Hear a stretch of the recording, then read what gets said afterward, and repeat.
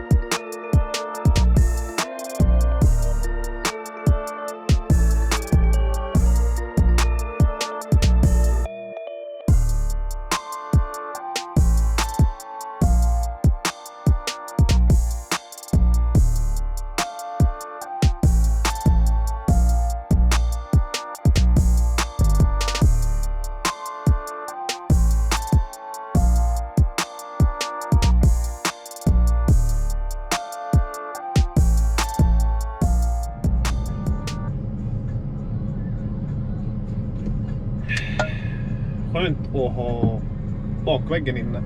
Just när man står, när du har solen bakom dig. Slipper du ha den i nacken. Och jag är extremt ljuskänslig har jag kommit fram till. Det är därför jag har tonat då. Nästan alltid kör med solbriller och gardin. Och, för att jag tycker det är extremt ljust. Mycket kisande och det blir väldigt påfrestande för ögonen. Så den här bakväggen, den har redan bevisat att det var ett bra beslut. Men ja, lastning idag. Kul att göra lite annat. Lasta bilar. Eller lasta en bil. Men ja, börjar rulla på nu med jobben. Och jag har även beställt en till GoPro nu. Så jag kan filma så här och filma när jag kör. Men för tillfället så får vi bara köra med en kamera. Så ja. Och vi kommer få våran grävare idag. Så vi ska åka och kika på den när den kommer här efter jobbet. Så får ni se den också. Det kommer bli spännande. Och det är tänkt att min chef ska köra den då. Eftersom jag anställt den till på hans 90. Men jag ska väl också försöka köra lite när han inte kan. Så ja, vi får stanna kvar och kolla till slutet av videon. Då kommer grävan. Är du stolt? Ja, men det blir nästan en lekfull förspelstämning där inne på stationen. Jo. Först kom hon då till mig, för jag kan ju de här olika, ni vet ju, Älvgalan längre fram än oss. Jaha, jag lastar inte jätteofta, men jag tänker att jag kan ge lite tips för den som kanske inte kör. Kanske vill börja köra. Så jag vet inte, kommer ni tycka om det så får ni ju gärna kommentera det om ni tycker att det är till någon hjälp. Så det du ska tänka på det är att du vill ju ha, ja vad ska man säga, när du lastar så vill du ha ett område så du kan röra dig fritt. Så att du har god marginal att backa och ja, så att du inte vara några bilar eller någonting i närheten. Och då ska du kunna ta bilen eller dumpen, ska du kunna också svänga runt och ställa sig där du vill ha bilen. Sen är det ju bara, du vill ju alltid ha så kort lastcykel mellan hög och lastbil. Och alltid går det väl kanske inte att få det riktigt som man vill ha det, men om du ska produktionslasta och tjäna tiden att du lastar en hel dag, då vill du ju såklart ha så kort cykel mellan hög och bil då, självfallet. Så innan lastbilen kommer ska du ställa upp dig, visa vart du vill att han ska stå eller hon. Höj skopan så ser föraren vart du vill att hen ska stå. Och jag lastar upp en lastbil som jag gör, så ser alltid till att om det är en tridenbil eller om det är en boggiebil, så ser alltid till att han har sänkt sin sista stödaxel ner i marken, så att du inte råkar knäcka någonting om du stoppar på lasset. För det fort är det gjort att det är någonting som går sönder, och då får du stå där, eller hela firman stå för skadorna. Det är du som är, jag skulle vilja säga att det är du som har ansvaret för att lasta. Jag tror att lastbilschauffören har väl också ett ansvar för att se till att hans bil är redo för att ta last, men det går ju alltid bättre om man hjälps åt, så är det. Men jag lastar ju som sagt inte jättemycket. Jag lastar någon gång enstaka. Jag har mest lastat snö, men absolut när jag lastar. Men jag har inte produktionslastat sådär jättemycket. Jag har lastat med en Cat 972. Jo, 972 har jag lastat. Eller någon blandhög eller vad? Och det är riktigt smått och gott. Så vi ska se om jag kommer i, om den är nog i skick för att vi ska kunna lasta. Det kan vara fruset där, men det kan du prova. Men du får köra in och så vänder du runt, så ska jag ställa mig i ordning. Då tar vi från här. Ja, det vill jag alltid ha. Om du kör Volvo vill jag alltid ha så att lastarmsdämpningen inte är aktiverad. Du kan ha den aktiverad växel eller hastighets, ja, så att den går in i en viss hastighet. Men ja, du vill inte bara ha på lastdämpningen, för då kommer du slita på dina gaslacken som sitter i. Du kan alltid ha läget uppåt eller läget helt ner, men då blir det ju också ett jäkla skump. Ska vi bara vänta på att han stoppar ner sin axel. Nu är den nere. Ja. Första skopan du lägger i kan det alltid vara lite extra försiktig. Bara eftersom bilen är tom, då har du ingenting som dämpar fallet, vilket man kan höra. Men ja, rakt in i högen i ettans växel. Och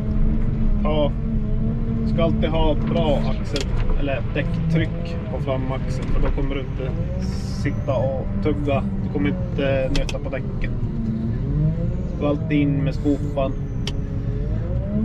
i högen, börja med att lyfta lite och bryt sakta, men med kraft. Inte något järnet in i högen så det tar stopp. Det är så ska man inte lasta. Ta det försiktigt, eller ta det långsamt, men ändå så att du har power i maskinen. Så nu lyfter jag lite, bryter lite, går in, och ni hör ändå att jag har ändå, maskinen får ändå jobba, men maskinen sladdar inte, eller ja, däcken spinner inte, för då har du inga däck kvar. Och däck är dyrt, speciellt nu i de här tiderna.